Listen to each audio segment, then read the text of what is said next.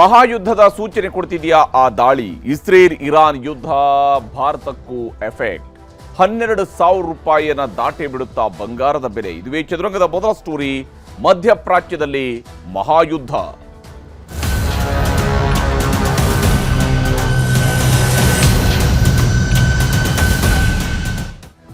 ಇಡೀ ಜಗತ್ತಿನ ಮೇಲೆ ಪರಿಣಾಮ ಬೀರಬಹುದಾಗಿರ್ತಕ್ಕಂತಹ ಯುದ್ಧದ ಸ್ಥಿತಿ ಸದ್ಯ ಮಧ್ಯಪ್ರಾಚ್ಯದಲ್ಲಿ ನಡೀತಾ ಇದೆ. ಇಸ್ರೇಲ್ ಮತ್ತು ಇರಾನ್ ನಡುವೆ ಯುದ್ಧದ ಕಾರ್ಮೋಡ ಕವಿದಿದೆ.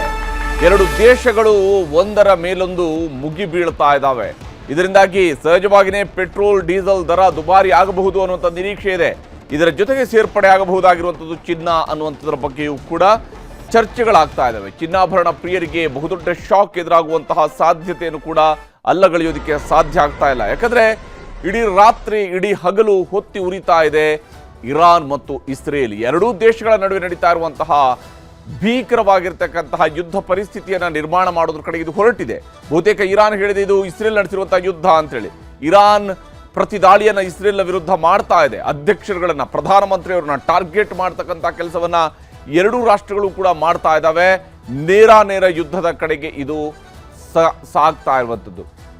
ಹಾಗಾದ್ರೆ ಈ ಯುದ್ಧ ಭೀತಿ ಯಾವ ಸ್ವರೂಪದಲ್ಲಿದೆ, ಯುದ್ಧದ ಪರಿಸ್ಥಿತಿ ಹೇಗೆಲ್ಲ ಸಾಗ್ತಿದೆ ಅನ್ನೋದನ್ನ ನಿಮಗೆ ಮೊದಲಿಗೆ ನಾವು ತೋರಿಸ್ತೀನಿ. ಬಹಳ ಮುಖ್ಯವಾಗಿ ಇಸ್ರೇಲ್ ಹಾಗೂ ಇರಾನ್ ನಡುವೆ ನಿಲ್ಲದ ಸಂಘರ್ಷ, ಎರಡು ರಾಷ್ಟ್ರಗಳ ನಡುವೆ ಸಂಘರ್ಷ ಮುಂದುವರೆದಿದೆ. ಇರಾನ್ನ ಅಣ್ವಸ್ತ್ರಕ್ಕೆ ಸಂಬಂಧಪಟ್ಟಂತಹ ತಯಾರಿಗಳೇ ಇಸ್ರೇಲನ್ನ ಕೆರಳಿಸಿದೆ ಮತ್ತು ಅದರ ವಿರುದ್ಧ ಇಸ್ರೇಲ್ ಯುದ್ಧವನ್ನ ಸಾರಿರುವಂಥದ್ದು. ಇಸ್ರೇಲ್ ಮೇಲೆ ಡ್ರೋನ್ ಮತ್ತು ಕ್ಷಿಪಣಿಗಳ ದಾಳಿಯನ್ನ ಇರಾನ್ ಮಾಡ್ತಾ ಇದೆ. ಯಾವಾಗ ಟೆಹರಾನ್ ಟೆಲ್ ಅವೀವ್ ಮೇಲೆ ಯುದ್ಧವನ್ನ ಮಾಡ್ತೋ, ಅಂದ್ರೆ ಅದು ತನ್ನ ಕ್ಷಿಪಣಿಗಳ ದಾಳಿಯನ್ನು ನಡೆಸ್ತೋ, ಇಮಿಡಿಯೇಟ್ ಆಗಿ ಟೆಲ್ ಅವೀವ್ ಕಡೆಯಿಂದ ಟೆಹರಾನ್ ಮೇಲೆ ದಾಳಿಯನ್ನು ನಡೆಸುವಂತಹದ್ದು ನಡೆದಿದೆ. ರಾಜಧಾನಿಗಳ ನಡುವಿನ ಯುದ್ಧ ನಡೀತಾ ಇದೆ. ಇಲ್ಲಿ ಇರಾನ್ನ ಡ್ರೋನ್ ಹೊಡೆದುರುಳಿಸಿದೆ IDF. ಇರಾನ್ನ ಡ್ರೋನ್ ಅನ್ನ IDF ಮೂಲಕವಾಗಿ, ತಂತ್ರಜ್ಞಾನದ ಮೂಲಕವಾಗಿ ಹೊಡೆದುರುಳಿಸಲಾಗಿದೆ. ಐರನ್ ಡೋಮ್ ಸಿಸ್ಟಮ್ನ ಮೂಲಕವಾಗಿ ಹೊಡೆದುರುಳಿಸಿದ್ದಾರೆ. ಬರಾಕ್ ಏರ್ ಡಿಫೆನ್ಸ್ ಸಿಸ್ಟಮ್ ಮೂಲಕವಾಗಿ ಇಸ್ರೇಲ್ ರಕ್ಷಣೆಯನ್ನು ಪಡ್ಕೊಳ್ತಾ ಇದೆ. ಎಷ್ಟೇ ಕ್ಷಿಪಣಿಗಳ ದಾಳಿ ಆದರೂ ಕೂಡ ಅದನ್ನ ರಕ್ಷಿಸಿಕೊಳ್ಳುವಂತಹ ಸಾಮರ್ಥ್ಯವನ್ನ ಇಸ್ರೇಲ್ ಕೂಡ ತೋರ್ತಾ ಇದೆ. ಆದರೆ ದೀಪಾವಳಿಯ ಸ್ವರೂಪದ ರಾಕೆಟ್ಗಳು ಉರುಳಿ ಬರ್ತಾ ಇರುವಂಥದ್ದು ಆಗಸದ ತುಂಬಾ ಚಿತ್ತಾರವನ್ನ ಬರೆದಂತಹ ರೀತಿಯಲ್ಲಿ ಕಾಣ್ತಾ ಇದ್ರು ಕೂಡ ಅದು ಅಪಾಯಕಾರಿಯಾಗಿರುವಂತಹ ಚಿತ್ತಾರ, ಅದು ವಿನಾಶಕಾರಿಯಾಗಿರುವಂತಹ ಚಿತ್ತಾರ, ಅದು ಜೀವವನ್ನು ತೆಗೆಯಬಹುದಾಗಿರುವಂತಹ ಚಿತ್ತಾರ ಇವತ್ತು ಇಸ್ರೇಲ್ ಮತ್ತು ಇರಾನ್ನ ಬಾನಿನಲ್ಲಿ ಆವರಿಸಿಕೊಂಡಿರುವಂಥದ್ದು. ನೇತನ್ಯಾಹು ಮನೆಯನ್ನ ಟಾರ್ಗೆಟ್ ಮಾಡಿ ಇರಾನ್ ದಾಳಿಯನ್ನು ನಡೆಸಿದೆ. ಯಾವಾಗ ಆಯತುಲ್ಲಾ ಖಮೇನಿ ಅವ್ರನ್ನ ಕೊಲ್ಲಬೇಕು ಅನ್ನುವಂತಹ ನಿಟ್ಟಿನಲ್ಲಿ ಇಸ್ರೇಲ್ ತನ್ನ ದಾಳಿಯನ್ನು ನಡೆಸ್ತೋ, ಅತ್ತ ಆಯತುಲ್ಲಾ ಖಮೇನಿಯ ರಕ್ಷಣೆಗೆ ನಿಂತಿರತಕ್ಕಂತಹ ಇರಾನ್ ಈಗ ನೇತನ್ಯಾಹುವನ್ನ ಟಾರ್ಗೆಟ್ ಮಾಡಿ, ಇಸ್ರೇಲ್ನ ಅಧ್ಯಕ್ಷರನ್ನ ಟಾರ್ಗೆಟ್ ಮಾಡಿ ದಾಳಿಯನ್ನು ನಡೆಸಿದೆ. ಇರಾನ್ ದಾಳಿಯಿಂದ ಸೇಫ್ ಆಗಿದೆ ನೇತನ್ಯಾಹು ಕುಟುಂಬ ಇರಾನ್ನ ದಾಳಿಯಿಂದ ಸೇಫ್ ಆಗಿದೆ. ಹಾಗೆಯೇ ಇರಾನ್ನ ಅಧ್ಯಕ್ಷರು, ಇಸ್ರೇಲ್ ದಾಳಿಯಿಂದಾಗಿ ಇರಾನ್ನ ಅಧ್ಯಕ್ಷರು ಕೂಡ ಅಲ್ಲಿ ಬಂಕರ್ ಅನ್ನು ಸೇರಿದ್ದಾರೆ. ಆ ಮೂಲಕ ಬಂಕರ್ ಮೂಲಕವಾಗಿ ಇರಾನ್ನ ಅಧ್ಯಕ್ಷರು ಕೂಡ ರಕ್ಷಣೆಯನ್ನು ಪಡ್ಕೊಳ್ತಾ ಇದ್ದಾರೆ. ಅಘೋಷಿತ ಯುದ್ಧ ಬಹುತೇಕ ಎರಡು ರಾಷ್ಟ್ರಗಳ ನಡುವೆ ನಡೀತಾ ಇದೆ. ಪರಮಾಣು ಸ್ಥಾವರ ಮತ್ತು ವಿಜ್ಞಾನಿಗಳನ್ನ ಟಾರ್ಗೆಟ್ ಮಾಡಿ ಇಸ್ರೇಲ್ ದಾಳಿಯನ್ನು ನಡೆಸಿ ವಿಜ್ಞಾನಿಗಳನ್ನ ಹೊಡೆದುರುಳಿಸಿದೆ, ಕೊಂದು ಹಾಕಿದೆ. ಈ ಮೂಲಕ ಇರಾನ್ನ ಪರಮಾಣು ಪರೀಕ್ಷೆಗಳಿಗೆ ಸಂಬಂಧಪಟ್ಟಂತಹ ಪ್ರಯತ್ನಕ್ಕೆ ಅತಿ ದೊಡ್ಡ ಹಿನ್ನಡೆ ಅಂತೇಳಿ ಇದನ್ನ ವಿಶ್ಲೇಷಣೆ ಮಾಡಲಾಗಿದೆ. ಇಸ್ರೇಲ್ನಿಂದಲೂ ಕೂಡ ಇರಾನ್ ಮೇಲೆ ನೇರ ದಾಳಿ ಈಗ ನಡೀತಾ ಇದೆ. ತನ್ನ ಮೇಲೆ ನಡೆಸಿರುವಂತಹ ದಾಳಿಗೆ ಪ್ರತಿ ದಾಳಿಯನ್ನ ಇವತ್ತು ಇರಾನ್ ಮುಂದುವರಿಸ್ತಾ ಇರುವಂಥದ್ದು. ಇದರಲ್ಲಿ ಬೇರೆ ರಾಷ್ಟ್ರಗಳು ಕೂಡ ಎಂಟ್ರಿ ಆಗುವ ಎಲ್ಲ ಅಪಾಯಕಾರಿ ಮುನ್ಸೂಚನೆಗಳು ಕಾಣ್ತಾ ಇದೆ. ಅಮೆರಿಕ ಮತ್ತು ಚೀನಾ ಇವು ತಮ್ಮದೇ ಆದಂತಹ ಪ್ರಾಬಲ್ಯವನ್ನು ಇದರಲ್ಲಿ ತೋರಿಸುವಂತಹ ಸಾಧ್ಯತೆಯೂ ಕೂಡ ಕಾಣ್ತಾ ಇದೆ. ಇರಾನ್ನ ಅನಿಲ ತೈಲ ನಿಕ್ಷೇಪಗಳು ಕೂಡ ಈಗ ಟಾರ್ಗೆಟ್ ಆಗಿರುವಂಥದ್ದು. ಇರಾನ್ನ ತೈಲ ನಿಕ್ಷೇಪಗಳನ್ನ ಟಾರ್ಗೆಟ್ ಮಾಡಿ ಇಸ್ರೇಲ್ ದಾಳಿಯನ್ನು ನಡೆಸೋದ್ರ ಮೂಲಕವಾಗಿ ಇರಾನ್ಗೆ ಆರ್ಥಿಕ ಹೊಡೆತವನ್ನು ಕೊಡುವಂತಹ ಕೆಲಸವನ್ನು ಇಸ್ರೇಲ್ ಮಾಡ್ತಾ ಇದೆ. 80% ಕಚ್ಚಾ ತೈಲ ಬರುವಂಥದ್ದು ಇರಾನ್ನಿಂದ. ಇದು ಬಹಳ ಮುಖ್ಯವಾಗಿ ಜಾಗತಿಕ ಮಟ್ಟದಲ್ಲಿ ಪರಿಣಾಮವನ್ನು ಬೀರಬಹುದಾಗಿರ್ತಕ್ಕಂತಹ ಸಂಗತಿಗಳಲ್ಲಿ ಮತ್ತು ಇರಾನ್ ದೇಶಕ್ಕೆ ಭಾರತದ ಜೊತೆಗೂ ಕೂಡ ಬಹಳಷ್ಟು ಆರ್ಥಿಕ ಚಟುವಟಿಕೆಗಳು ಇದ್ದೇ ಇದ್ದಾವೆ. ಪೆಟ್ರೋಲ್ ಡೀಸೆಲ್ ದುಬಾರಿ ಆಗುವಂತಹ ಸಾಧ್ಯತೆಯೂ ಕೂಡ ಇಲ್ಲಿ ಇರುವಂಥದ್ದು ಮತ್ತು ವಿಶೇಷವಾಗಿ ಎಲೆಕ್ಟ್ರಿಕ್ ವಸ್ತುಗಳ ಕೊಡುಕೊಳ್ಳುವಿಕೆ, ಇದರ ಇಂಪೋರ್ಟ್ ಎಕ್ಸ್ಪೋರ್ಟ್ಗಳ ಮೇಲೂ ಕೂಡ ಹೊಡೆತ ಬೀಳಬಹುದು. ಪ್ರಮುಖ ಯುದ್ಧ ಸಾಮಗ್ರಿಗಳು ಕೂಡ ಮತ್ತಷ್ಟು ಅದರ ಬೆಲೆಯ ಮೇಲೂ ಕೂಡ ಪರಿಣಾಮ ಬೀರುತ್ತೆ. ತಾಂತ್ರಿಕ ಮತ್ತು ವೈದ್ಯಕೀಯ ಉಪಕರಣಗಳು, ವೈದ್ಯಕೀಯ ನೆರವನ್ನ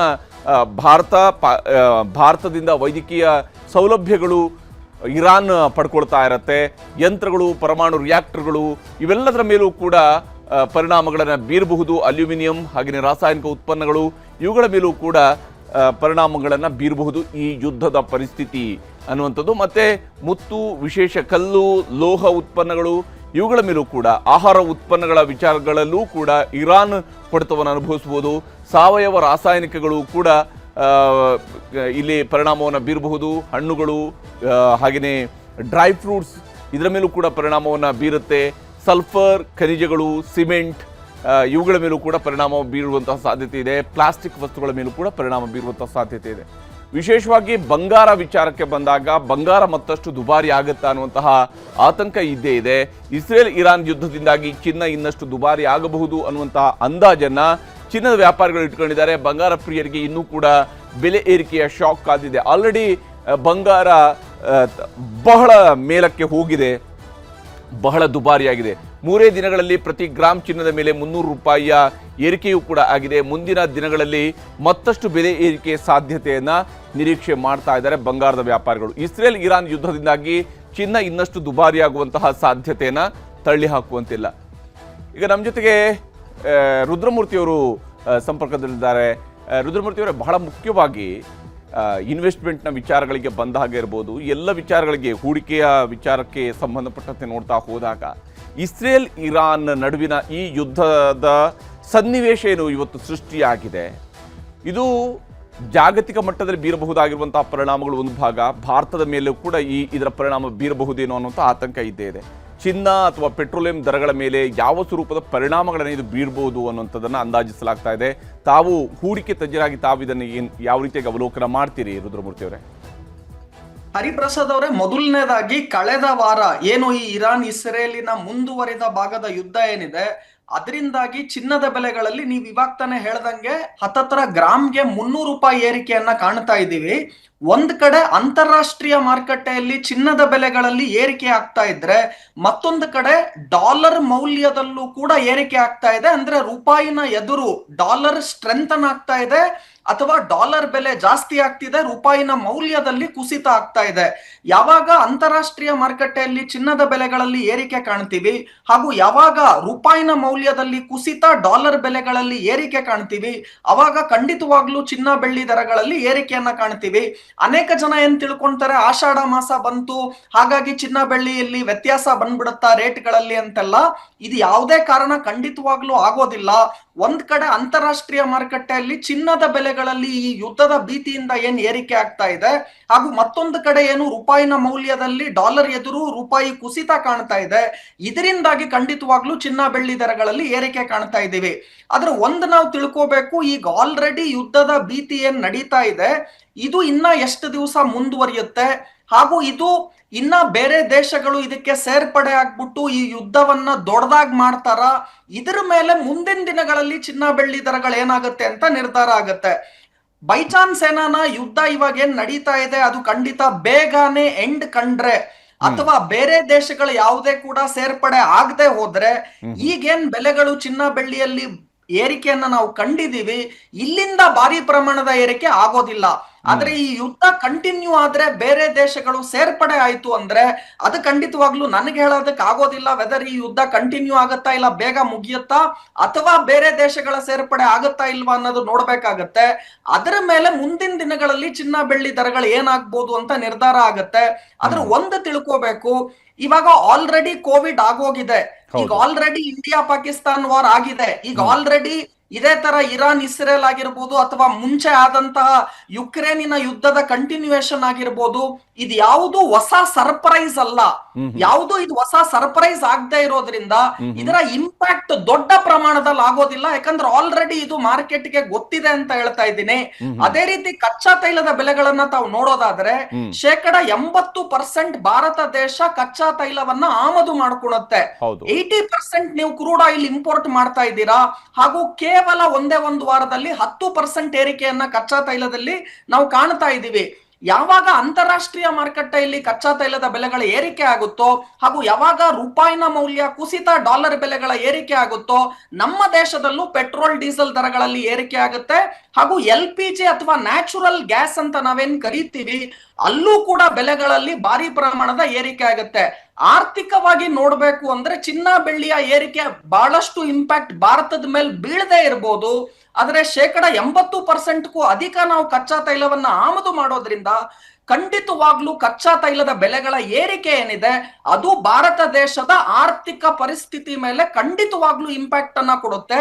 ಹಾಗೂ ಇದನ್ನ ಒಂಚೂರು ನಾನು ಡೀಟೇಲ್ ಆಗಿ ಹೇಳ್ಬೇಕು ನಿಮಗೆ ಅಂದ್ರೆ, ಇವಾಗ ಏನು ಈಗ ಈ ಹಾರ್ಮೋಸ್ ಅಂತ ಒಂದು ಏನು ಜಾಗ ಇದೆ ಅದಕ್ಕೆ ನಾವು ಸ್ಟ್ರೀಟ್ ಆಫ್ ಹಾರ್ಮೋಸ್ ಅಂತ ಕರಿತೀವಿ.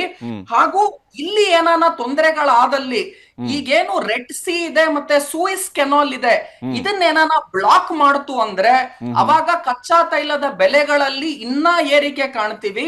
ಹಾಗೂ ಭಾರತ ದೇಶಕ್ಕೆ ಖಂಡಿತವಾಗ್ಲೂನು ಎಕ್ಸ್ಪೋರ್ಟ್ ಕಾಸ್ಟು ಕೂಡ ಜಾಸ್ತಿ ಆಗುತ್ತೆ. ಒಂದ್ ಕಡೆ ಇಂಪೋರ್ಟ್ ಕ್ರೂಡ್ ಆಯಿಲ್ ಬೆಲೆಗಳು ಜಾಸ್ತಿ ಆದ್ರೆ ಇನ್ನೊಂದ್ ಕಡೆ ಎಕ್ಸ್ಪೋರ್ಟ್ ಕಾಸ್ಟು ಕೂಡ ಯಾಕೆ ಜಾಸ್ತಿ ಆಗುತ್ತೆ ಅಂದ್ರೆ ಈ ಸೂಯಿಸ್ ಕೆನಾಲ್ ಮತ್ತೆ ಇವಾಗ ಏನ್ ರೆಡ್ ಸಿ ಅಂತ ಏನ್ ಹೇಳ್ತಿದ್ದೀನಿ ಅದು ಬ್ಲಾಕ್ ಆಯ್ತು ಅಂದ್ರೆ ನೀವು ಲಾಂಗ್ ರೂಟ್ ತಗೊಂಡು ಈ ಶಿಪ್ಪಿಂಗ್ ಕಾಸ್ಟ್ ಗಳೆಲ್ಲ ಖಂಡಿತವಾಗ್ಲೂ ಜಾಸ್ತಿ ಆಗುತ್ತೆ. ಸೊ ಯಾವಾಗ ಲಾಜಿಸ್ಟಿಕ್ ಕಾಸ್ಟ್ ಶಿಪ್ಪಿಂಗ್ ಕಾಸ್ಟ್ ಜಾಸ್ತಿ ಆಗುತ್ತೋ ಅದು ಖಂಡಿತವಾಗ್ಲೂ ಆರ್ಥಿಕತೆ ಮೇಲೆ ಪರಿಣಾಮ ಬೀಳುತ್ತೆ. ಸೊ ನನಗೆ ಭಾರತ ದೇಶದ ಆರ್ಥಿಕತೆ ಬಗ್ಗೆ ಮಾತನಾಡಬೇಕು ಅಂದ್ರೆ ಸ್ಪೆಸಿಫಿಕ್ ಆಗಿ ಕಚ್ಚಾ ತೈಲದ ಬೆಲೆಗಳ ಏರಿಕೆ ಏನಿದೆ ಅದರ ಇಂಪ್ಯಾಕ್ಟ್ ಖಂಡಿತವಾಗ್ಲೂ ನಮ್ಮ ಇನ್ಫ್ಲೇಷನ್ ಅಥವಾ ಹಣದುಬ್ಬರದ ಮೇಲೆ ಪರಿಣಾಮ ಬೀಳುತ್ತೆ.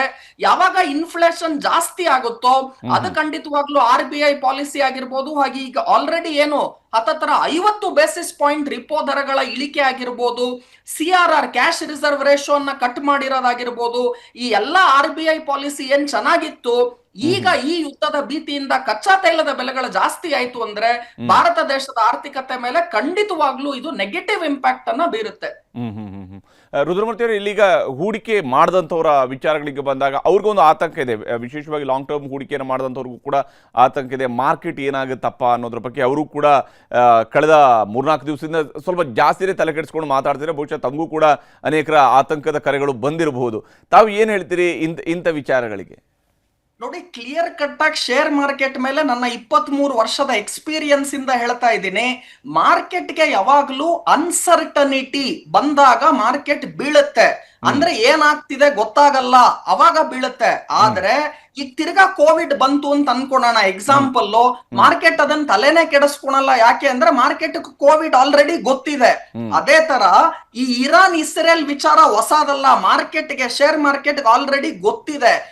ಕೋವಿಡ್ ಏನು ಗೊತ್ತಿದೆ ಆಲ್ರೆಡಿ, ಅದು ತಿರ್ಗಾ ಬಂತು, ಅಥವಾ ಇರಾನ್ ಇಸ್ರೇಲ್ ಇಶ್ಯೂ ತಿರ್ಗಾ ಬಂತು, ಇಂಡಿಯಾ ಪಾಕಿಸ್ತಾನ್ ಇಶ್ಯೂ ತಿರ್ಗಾ ಬಂತು, ಅದು ಮಾರ್ಕೆಟ್ಗೆ ಯಾವುದೇ ಹೊಸ ನ್ಯೂಸ್ ಅಲ್ಲ.